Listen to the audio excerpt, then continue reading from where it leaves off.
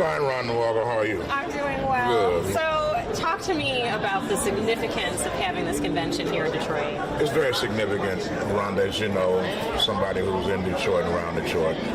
Detroit and Michigan is very important, particularly as we move into the presidential election. Everybody's coming here.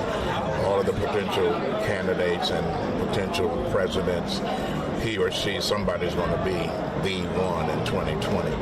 And so it's significant because Detroit is in a transitional period. A lot of things have happened since the last convention was in 2007. The city is changing, new leadership, new concepts, new involvement. And so we're very excited about it. The fact that the Detroit branch is still the flagship branch of the organization. The fact that, matter of fact, at least 5 of the candidates who are coming for the candidates forum on Wednesday morning have come here and speak for our Fight for Freedom Fund dinner. We have also brought the neighborhood to downtown. You know, conventions usually don't have a chance, people don't have a chance to go spend money in neighborhoods. So therefore, we brought them to Cobo Center. They're in our exhibit hall.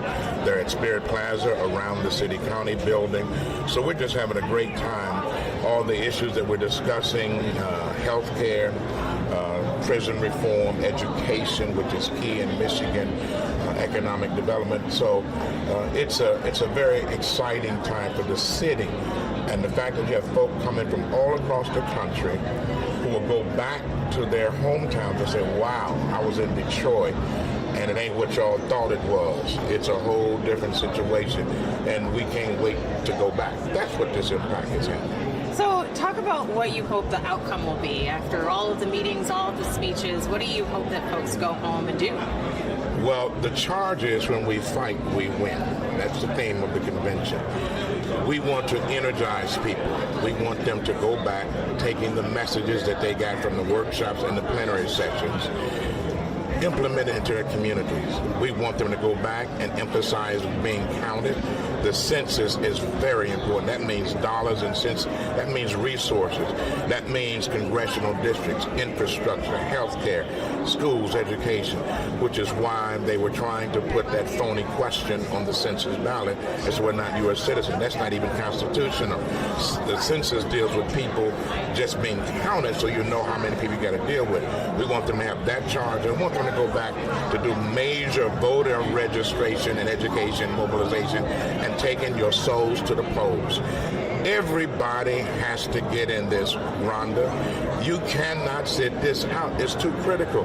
When you hear the concept of people saying we're fighting for the very soul of our nation, we are. We're fighting for the soul of which way America is going to go. So we want you to take that charge, take that inspiration, take the electricity that you got from Detroit, take it back to Cleveland, take it back to D.C., take it back to Atlanta, take it back to L.A., take it back to Chicago, and get busy and keep fighting and fight for justice. Because when we fight, we win. Let's talk about a fight, if you will, that's going on right now in Washington and how the NAACP is mobilizing around Rashida Tlaib and some of the other congresswomen with this latest incident with the president. Well, I think that it's unfortunate the president decided not to come here, and he had a big opportunity to come. But he didn't want to deal with the format that we have. Everybody deals with that. I mean, you're the free world and you don't want to answer no questions.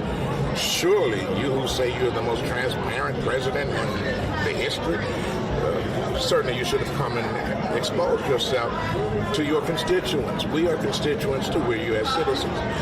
The fact that folk have called for his impeachment, that's a part of the Constitution. That's part of their duty.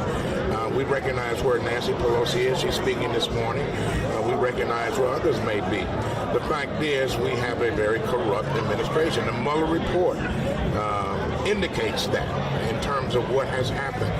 And so it's really not about necessarily Rashida Tlaib or AOC or the others to the degree that they represent a voice that is calling for that along with others.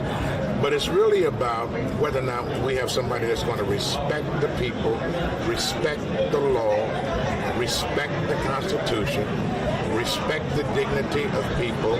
Stop telling people to go back to where you come from. Should I go back to St. Louis? That's where I was born. I mean, should Melania Trump go back to Slovenia? That's where she was born. She just became a citizen in 2006. Should his mother has gone back to Stockholm? That's where she came from. So I'm simply saying, when you throw that out, you're throwing out nothing but divisive, discriminatory, separatist kinds of rantings that do not bring our nation together. We need somebody that's going to bring the nation together.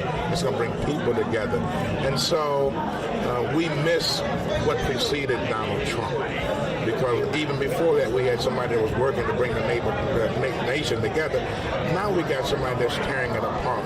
And I wish I didn't have to say that. But you know, as well as I do, and I know you work for Channel 4, and you can't say nothing, but I'm saying it for you. You know this ain't what time it is, Wendall Walker. We need to do better. And America is better than this, isn't it?